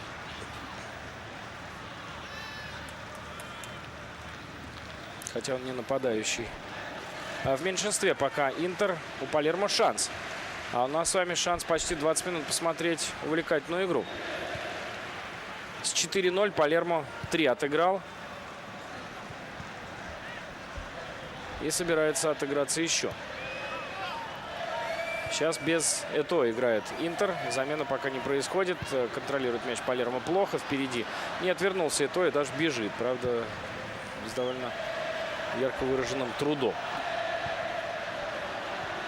Тиаго Мотта выйдет на поле. Тоже только-только восстановившийся после травмы. С мячом Миколи.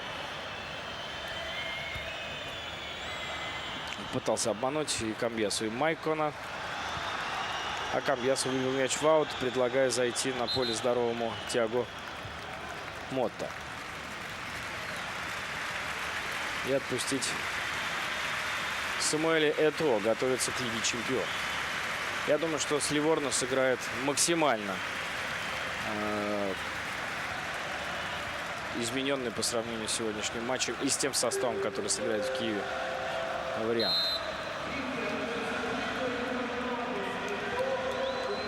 Стартового состава миланского Интера. Все чаще смотрим на табло. Времени полно еще. 74-я минута. 4-3 Интер. Всего лишь один мяч выигрывает. А выигрывал после первого тайма на 0. 4-0. Мунтари. Пас налево. Сантон.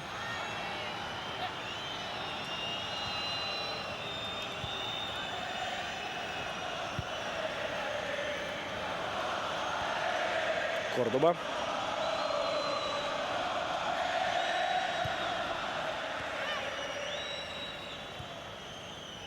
Мотта.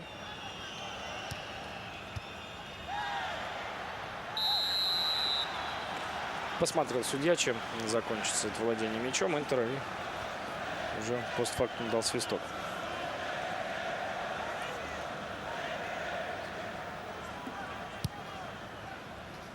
Перевод направо. Майкон. Станкович. Милито. Станкович. Вот как в прессинг заиграл в нормальный Палермо, тут и у Интера перестало получаться на подступах к штрафной площади. Брешану. Миколи. На свободное место направо. Кассани. Симплисио. Пока не нагнетает Палермо обстановку. Полагаю, что момент для взятия ворот еще будет. И пока включать дополнительной скорости и нестись опрометью вперед не стоит. Мяч у вратаря. Яйр.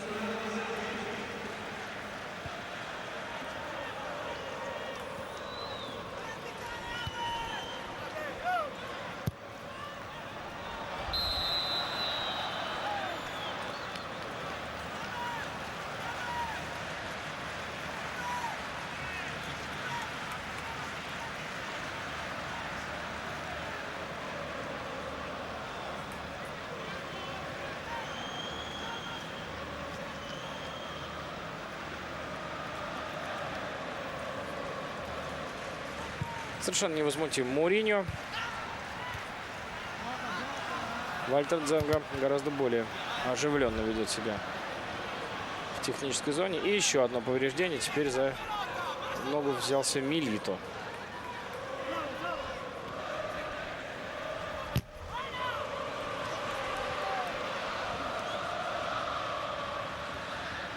Сириго.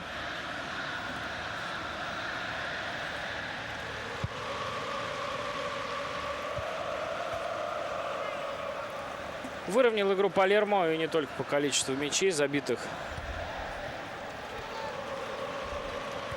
во втором тайме. Ровно 50 на 50 процент владения мячом. А еще итальянцы в живой статистике, у них есть такой показатель, территориальное преимущество. Считается, сколько времени мяч проводит на той и на другой половине поля. Так вот, на данный момент ровно 50 на 50. Если владение мячом 52 все-таки на 48 в пользу Интера, то вот это территориальное преимущество абсолютно равные цифры 50 на 50. Удары в створ 8-6, удары мимо 9-7 в пользу Палермо. И Палермо в атаке. Эрнандо ставит корпус Кордоба. И там три латиноамериканца оказались у мяча. Бразилец, уругваец и колумбиец.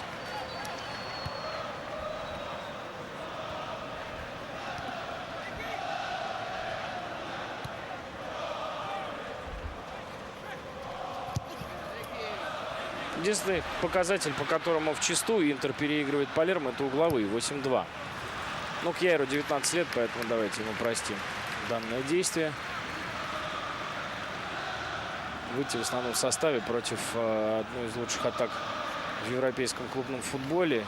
Это, в общем, действительно испытание. Серьезно.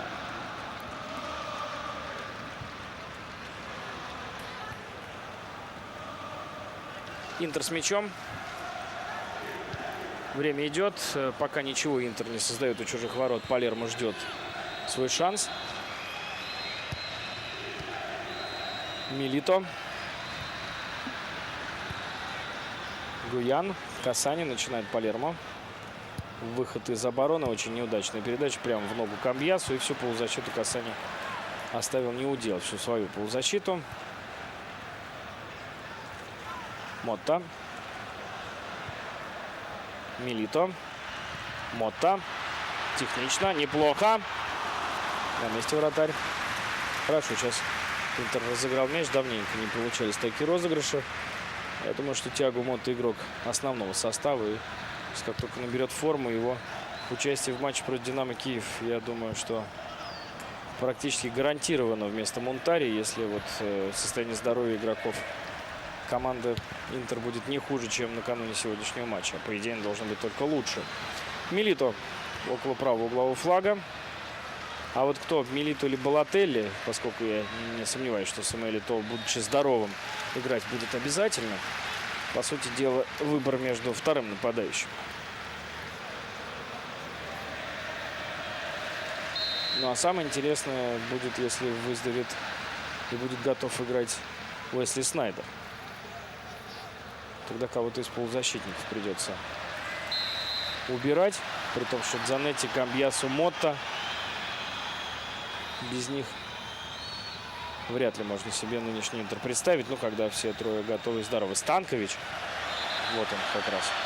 Неужели его поменяет Мауриньо? Конечно, нет. Так что очень любопытно, мне кажется, последить будет за развитием тактической схемы Интера и построением игроков, когда у Мауриньо опустеет лазарет. Ну вот я вам предложил вариант. Попробуйте Снайдера, Милито, Этоо, выставить всех троих на поле. И так, чтобы еще и Станкович был.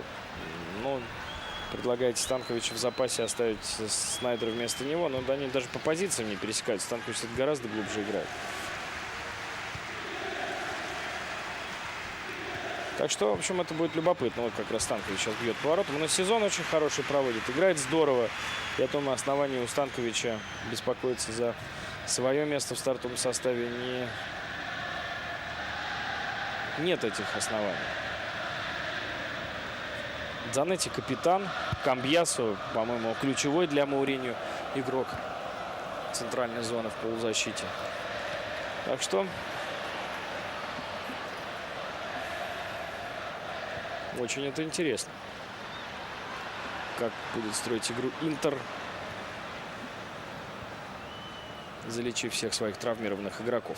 А время идет. Уже 82-я минута матча. Как-то Палермо вял для команды, которая осталась отыграть всего лишь один гол. Милито.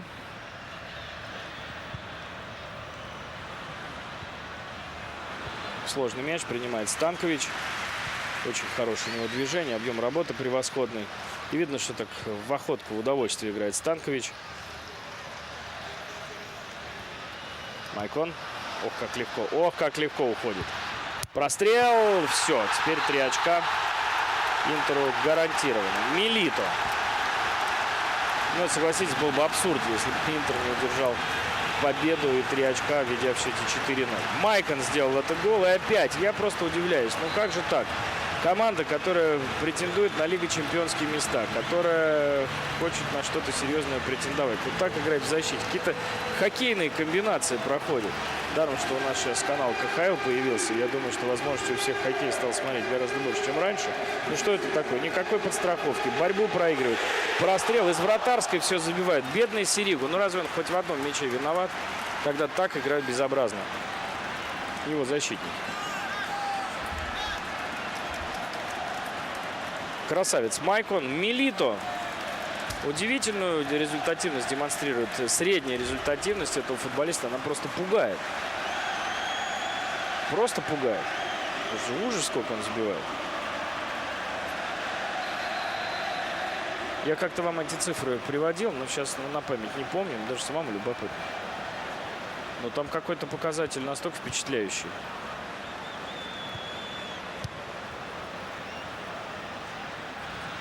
Вот смотрите. В прошлом году 31 матч, 24 мяча. В этом году 8 матчей, 5 мячей.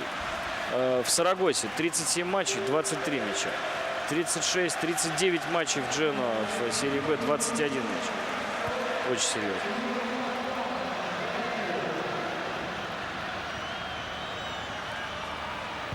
А если вот 2 последних сезона брать, то, конечно, просто руками остается развести. 39-й матч получается вот за 2 сезона. И 29-й, 39-й матч. 29-й гол в серии А.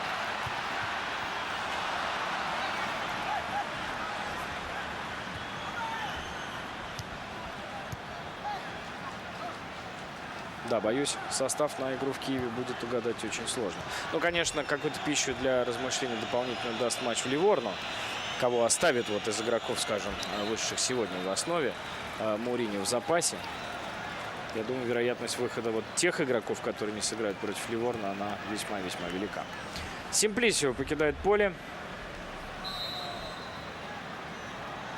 5-3. Ночерино вместо него.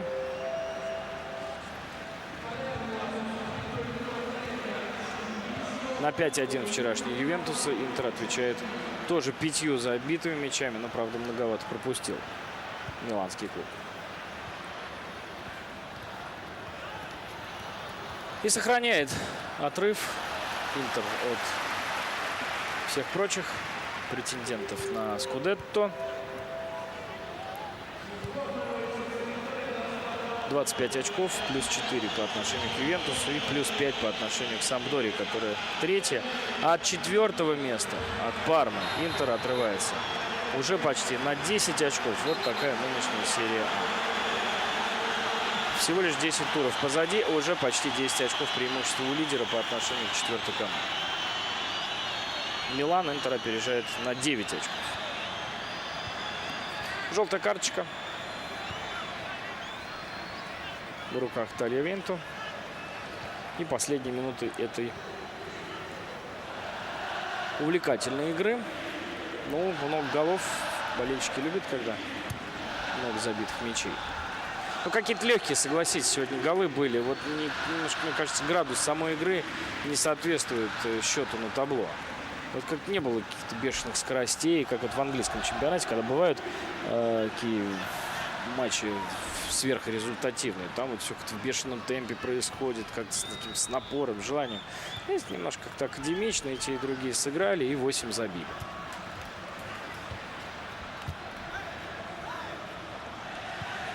Без особого нахрапа и усилий.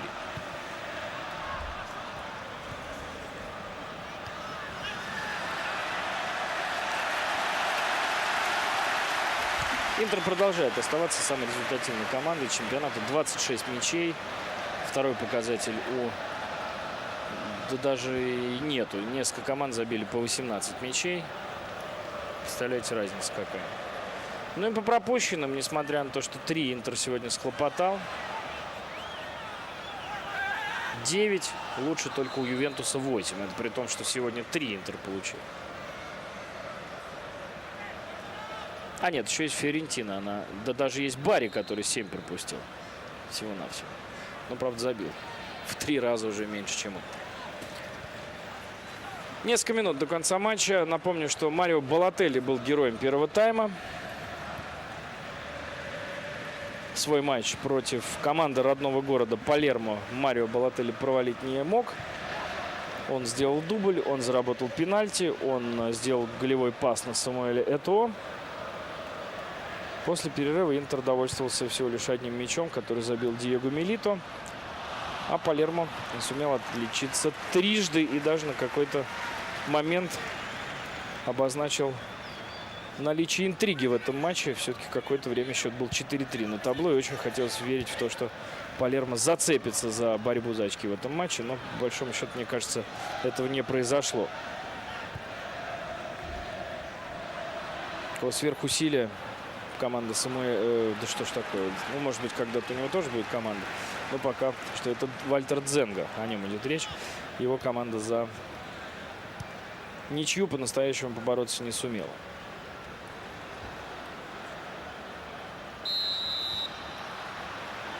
Примечательно, что все 5 мячей сегодня у Интера забили нападающие.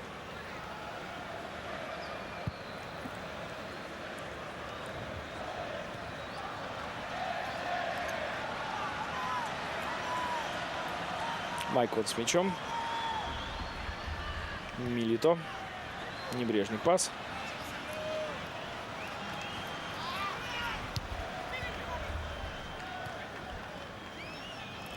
Кавани, Миколи. Эрнандес. Ну-ка, давай, 5-4. Нет, не попал.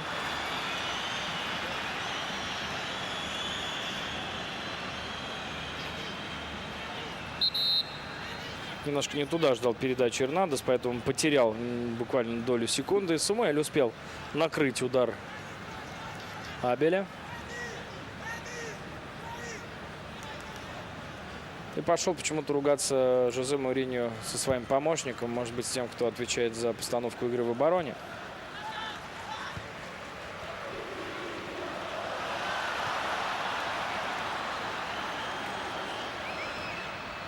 Миколи удар поворотом мимо.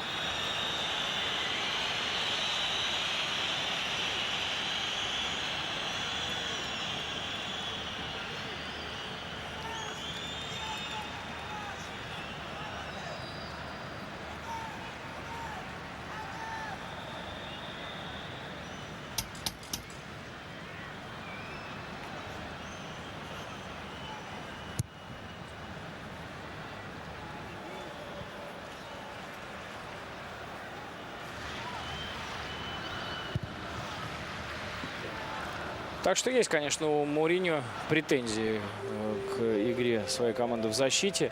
В Лиге чемпионов с такой игрой в защите делать нечего, абсолютно. И насколько страшна у Интера атака, настолько же Интер абсолютно не страшен в обороне.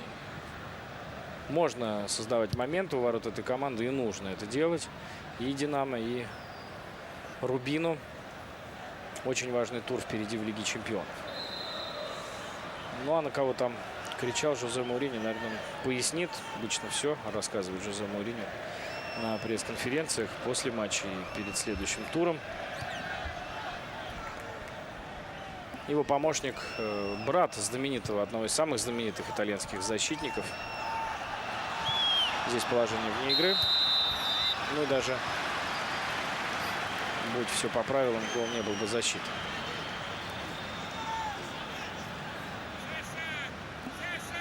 Джузеппе Барези, брат миланского Барези.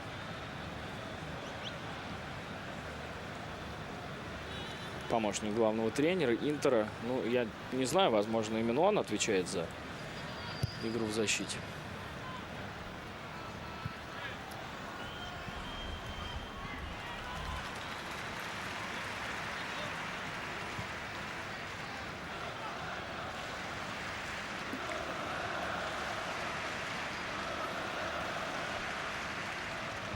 Дзенга помог Майкону ввести мяч в игру. 2 осталось добавленных минуты. 8 мячей мы посмотрели на ночь глядя в последней игре 10-го тура итальянской серии А. Мунтари делает передачу. Милито! Ведь мог же забить. Как у него все-таки с чутьем голевым. Почти все, что к нему прилетает в штрафную площадь, это почти гол. Как сейчас здорово, да, зацепился за линию вне игры. Милито не попал в офсайд. Оторвался от Гояна ровно в ту секунду, когда мяч отклеился от ноги Сали Мунтари. И если бы обработал этот мяч, вновь можно было бы Сиригу только посочувствовать вратарю Палермо.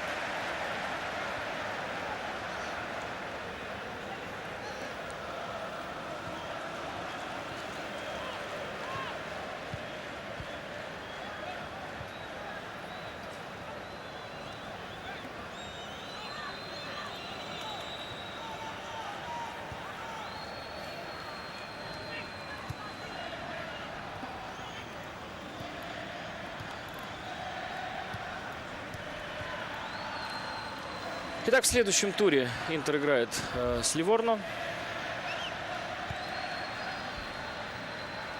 на выезде. И после этого отправляется на Лига чемпионский поединок в Киев. В турнирной таблице 25 очков Интер, 21 Ювентус, 20 Самдория, 17 Парма, по 16 Милан Дженоа. Палермо остается 15 очков, столько же, сколько и у Фиорентины. В середине таблицы сверхвысокая плотность. Сверхвысокая. Бомбардиры. Милито забил 6-й мяч. Этоо 5-й. А Балотелли 2-й и 3-й. И вот на троих форварды Интера сообразили уже 14 мячей. Неплохо, не правда ли? К 10-му туру. А в прошлом году Этоо и Милито в разных клубах сообразили на двоих что-то там порядка 60. Вот такая у Интера атака. Фабрицио Микколи потрясет части тела, стоящих в стенке, если в нее попадет. Могучий разбил. О, нет, у него удар, конечно, жуткой силы. К счастью для Жулио Сезара, он имеет право играть руками, потому что так могло бы голову снести на ночь глядя. Нет, фильм ужасов не произошло. На Сан-Сиро получился увлекательный матч. Массимо Моратти был обнаружен одним моим товарищем, выезжающим со стадиона Сан-Сиро, буквально вот совсем недавно, на машине Honda Civic. Это пока что самое большое впечатление в жизни моего товарища. Один из богатейших людей мира, владелец Интера, Массимо Моратти на двухдверный такой, ну, Феррари тоже 2 двери, ну, вы понимаете, о чем я говорю. Вот такой вот президент у Интера, его команда, трудно сказать, порадовала его или нет, в атаке порадовала, в защите, наверное, огорчила, но реакцию Мауриньо мы с вами на все это видим. 5-3.